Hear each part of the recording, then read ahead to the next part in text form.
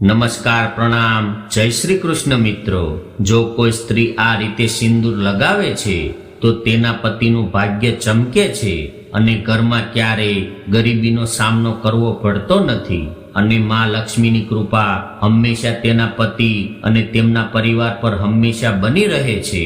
તો મિત્રો, સિંદૂર એ મહિલાઓના લગ્નનું પ્રતીક છે અને તેમના મેકઅપમાં પણ સૌથી વધુ મહત્વનું છે। પરંતુ જો તમને કહેવામાં આવે કે લગાવવાનો સમય આ રીતે આવે તો સિંદૂર જો આભલો થઈ જશે અને તમારા પતિ ખૂબ જ લેણામાં ડૂબી જશે અને તમને એકાંતિક બનાવી દેશે તો તમને કેવું લાગશે? મિત્રો, ગભરાવાની જરૂર નથી। અમે તમને ડરાવવા માટે આ બધું નથી કહી રહ્યા, પરંતુ સિંદૂર લગાવવા માટે કહી રહ્યા છીએ।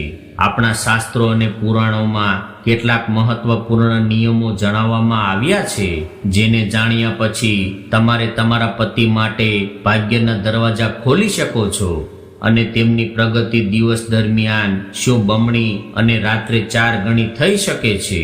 પરંતુ શાસ્ત્રોમાં એ પણ જણાવવામાં આવ્યું છે કે જે મહિલાઓ સિંદૂર લગાવતી વખતે આ ભૂલો કરે છે તેમના પતિની આયુષ તો ઓછી થાય છે, એટલું જ નહીં, દુર્ભાગ્ય પણ તેમના દરવાજે દસ્તક દે છે।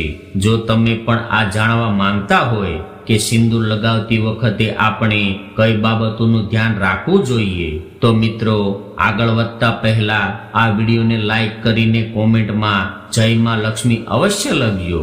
દરેક પરિણીતની ઓળખ સ્ત્રીને તેનું સિંદૂર છે અને હિન્દુ ધર્મમાં કહેવામાં આવે છે કે સ્ત્રી જેટલી લાંબી માંગ પૂરે છે તેટલું તેના પતિનું આયુષ્ય લાંબુ થાય છે। આ સિવાય સમુદ્ર શાસ્ત્રમાં જણાવેલા 16 શણગારમાંથી સૌથી મહત્વપૂર્ણ શણગાર એ સિંદૂર છે, જે સ્ત્રીનું ગૌરવ તો દર્શાવે છે પણ તેની સુંદરતામાં પણ વધારો કરે છે, તો પતિનું સૌભાગ્ય પણ જાળવી રાખે છે।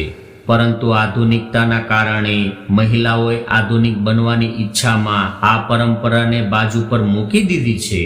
હવે કેટલીક મહિલાઓ પોતાની માંગ પર સિંદૂર લગાવતી જ નથી અથવા તો તેઓ વાંકા ચૂકા માર્ગ બનાવીને સીધા સિંદૂરથી ભરી દે છે અને તેના કારણે તેમના જીવનમાં સમસ્યાઓ આવતી રહે છે અને પછી તે મહિલાઓ તેમના ભાગ્યમાં અને ભગવાનને દોષ આપે છે। પરંતુ આજનો વિડીયો જોયા પછી તમે ચોક્કસપણે સમજી શકશો કે અમારી પોતાની ભૂલો જ આપણી ક્રિયાઓ અને આપણા પર નિર્ધારિત કરે છે। પ્રિય મિત્રો, પુરાણોમાં કહેવાયું છે કે જે સ્ત્રીઓ વાળ ધોયા પછી તરત જ સિંદૂર લગાવે છે અથવા ભીના વાળમાં સિંદૂર લગાવે છે તેમના પતિ દેવામાં ડૂબવા લાગે છે અને તેમના ધંધામાં પણ અડચણ આવવા લાગે છે।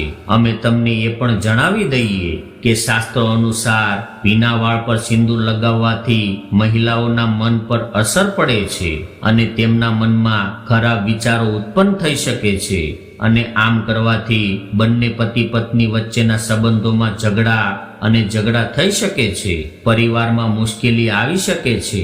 સ્ત્રીઓએ હંમેશા પોતાના વાળ ધોયા પછી વાળ સુકાવવા જોઈએ અને પછી તેમની માંગ ભરવી જોઈએ।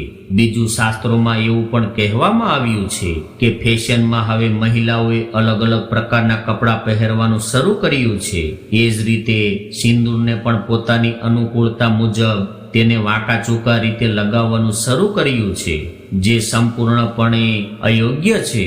સિંદૂર લગાવતી વખતે મહિલાઓએ ધ્યાનમાં રાખવું જોઈએ કે સિંદૂર હંમેશા નાકની સીધી રેખામાં જ લગાવવામાં આવે છે। જે મહિલા વાંકી ચૂકી લાઈન કરીને સિંદૂર લગાવે છે, આવી મહિલાઓના પતિની સફળતામાં અનેક અવરોધો આવે છે અને તેમનું એક પણ કાર્ય સફળ થતું નથી। અને મિત્રો, જે મહિલાઓ શું પોતાની માંગનું સિંદૂર પોતાના વાળ વડે છુપાવે છે તો આવી મહિલાઓના પતિની આયુષ ઓછી થાય છે અને મહિલાઓને સમાજમાં સન્માન મળતું નથી અને તેમની છબી પણ લોકોમાં છુપાઈ જાય છે। લોકો કાં તો તેમને ઓળખતા નથી અથવા તો લોકોની નજરમાં તેમની ખોટી ઇમેજ રહી જાય છે। ત્રીજી વાત, શાસ્ત્રો કહે છે કે સ્ત્રીઓ ઘણીવાર અન્ય મહિલાઓનો સિંદૂર લગાવે છે અથવા તેને લગાવવા આપે છે. જો તમે પણ તે સ્ત્રીઓમાં છો તો તમારા માંગનો સિંદૂર બીજી સ્ત્રીઓને લગાવવા માટે આપો છો, અથવા તેઓ પોતાનામાં કોઈ અન્યનું સિંદૂર લગાવે છે. અને જો તમે બિંદી પહેરો છો તો તમારા પતિનું સૌભાગ્ય દુર્ભાગ્યમાં ફેરવાઈ જાય છે.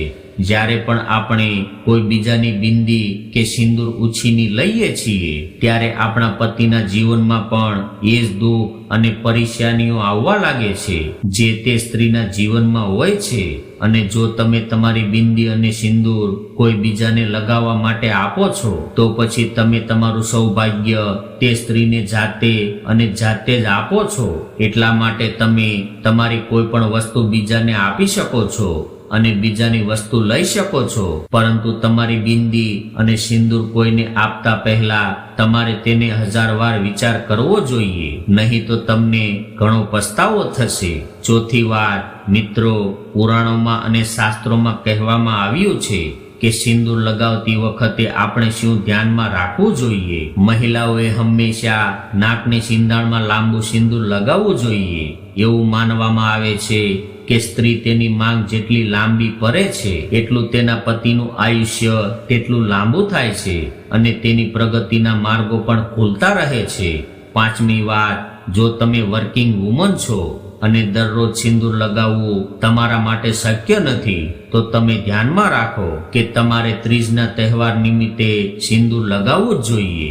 અને જો શક્ય હોય તો તમે જ્યારે પણ કોઈ મંદિર અથવા પવિત્ર સ્થાન પર જાઓ છો ત્યારે ત્યાંથી સિંદૂર લઈને તમારા વાળમાં ભરો. અને જે મહિલાઓએ હમણાં જ લગ્ન કર્યા છે તે પોતાની પાસે રાખવા જોઈએ. લગ્નનું સિંદૂર સુરક્ષિત રાખો અને તે જ સિંદૂરમાં વધુ સિંદૂર ભેળવીને લગાવો. આ સિંદૂર ઓછામાં ઓછા 40 દિવસ સુધી લગાવીને રાખો. છઠ્ઠી વાત, શાસ્ત્રોમાં એવું પણ કહેવામાં આવ્યું છે કે કરવા ચોથ પર ત્રીજના તહેવાર પર તમારા પતિના હાથેથી તમારી માંગ ભરવી જોઈએ. તહેવારો તમારા સૌભાગ્ય અને ધનમાં પણ વધારી શકે છે. સાતમી વાત, મહિલાઓ આ વાતનું ધ્યાન રાખવું જોઈએ. સિંદૂર લગાવતી વખતે જો તે નાક પર પડે તો તેના પતિનું આયુષ્ય વધે છે, અને જ્યારે જો સિંદૂર આકસ્મિક રીતે જમીન પર પડી જાય તો તે મહિલાઓના જીવનમાં ચોક્કસ મુશ્કેલી આવે છે. તેથી શું સ્ત્રીઓએ સિંદૂર લગાવતા સમયે આ બાબતોનું ખાસ ધ્યાન રાખવું જોઈએ. આઠમી વાત, આપણા હિન્દુ ધર્મમાં એક પ્રચલિત કથા છે કે વનવાસ પછી એકવાર સીતા માતા પોતાની માંગ પર સિંદૂરથી ભરી રહ્યા હતા. ત્યારે હનુમાનજી સીતા માતા પાસે ગયા અને પૂછ્યું, માતા, તમે શું કરો છો? ત્યારે સીતા માતાએ હનુમાનજીને કહ્યું કે તે શ્રી રામના લાંબા આયુષ્ય માટે સિંદૂર લગાવી રહી છે. આનાથી ભગવાન પ્રસન્ન થાય છે. અને ત્યારે હનુમાનજીએ વિચાર્યું કે જો આટલું સિંદૂર લગાવવાથી ભગવાનની ઉંમર વધી શકે છે તો શા માટે મારા આખા શરીર પર સિંદૂર ન લગાવવું જોઈએ. અને ત્યારથી હનુમાનજી પર સિંદૂર લગાવવાની પરંપરા બની ગઈ છે. તો મિત્રો, તમે જુઓ, જો સિંદૂરમાં એટલી શક્તિ છે કે તે ભગવાનની ઉંમર વધારી શકે છે તો પછી આપણે મનુષ્ય વિશે શું કહી શકીએ. મિત્રો, સિંદૂર વાસ્તવમાં સ્ત્રીના સૌભાગ્ય સાથે સંકળાયેલું છે, કારણ કે તેની અંદર 7 ચક્રો છે. દરેક મનુષ્ય અને સ્ત્રીઓએ જે નિયમિતપણે સિંદૂર લગાવે છે તેમનું 7મું ચક્ર એટલે કે આજ્ઞા ચક્ર કોઈ પણ મહેનત કે તપસ્યા વિના સક્રિય થઈ જાય છે. અને જ્યારે વ્યક્તિનું આજ્ઞા ચક્ર જાગૃત થાય છે ત્યારે તેને સંજોગોને સમજવાની શક્તિ મળે છે. તેથી જ સ્ત્રીઓ અન્ય લોકો કરતા આવનારી ઘટનાઓ વિશે પહેલાથી જ આભાસ થઈ જાય છે. ચાલો તમને જણાવીએ કે મહાન તપસ્વીઓએ અજ્ઞાન ચક્રને જાગૃત કરવા માટે તેમના શ્રેષ્ઠ પ્રયાસો કર્યા છે. ઊંડી તપસ્યા કરવી પડે છે. જ્યારે મહિલાઓ તેમના કપાળ પર સિંદૂર લગાવીને તેમના અજ્ઞાન ચક્રને જાગૃત કરી શકે છે. પરિણીત મહિલાઓ માટે સિંદૂર માત્ર તેમના સજતા સૌભાગ્યનું જ નહીં પરંતુ તેમના લગ્ન જીવનનું પણ પ્રતીક છે. અને તે મહિલાઓને તેમના પતિના હૃદયમાં વિશેષ સન્માન પણ મળે છે. મિત્રો, મહિલાઓએ હંમેશા એ વાતનું ધ્યાન રાખવું જોઈએ કે સિંદૂર માત્ર તેમના પતિનું આયુષ્ય લાંબુ નથી કરતું પરંતુ તેમની ચેતના પણ જાગૃત કરે છે. તેથી સિંદૂર લગાવવાથી તેમના પતિઓ માટે સૌભાગ્ય પ્રાપ્ત થાય છે. તેનો સંબંધ માત્ર મહિલાઓની માનસિક શાંતિ સાથે જ નથી. જે મહિલાઓ દરરોજ સિંદૂર લગાવે છે તેમની શુભતા મજબૂત રહે છે. તેથી અમે આશા રાખીએ છીએ કે તમને આ ખાસ માહિતી ગમી હશે, અને જો તમને આ વિડીયો ગમ્યો હોય તો લાઈક, શેર અને સબસ્ક્રાઇબ કરવાનું ભૂલતા નહીં. અને સાથે સાથે કોમેન્ટ બોક્સમાં જય માતા લક્ષ્મી અવશ્ય લખજો. ફરી મળીશું નવા વિડીયો સાથે. ત્યાં સુધી બધા મિત્રોને જય શ્રી કૃષ્ણ, જય માતાજી.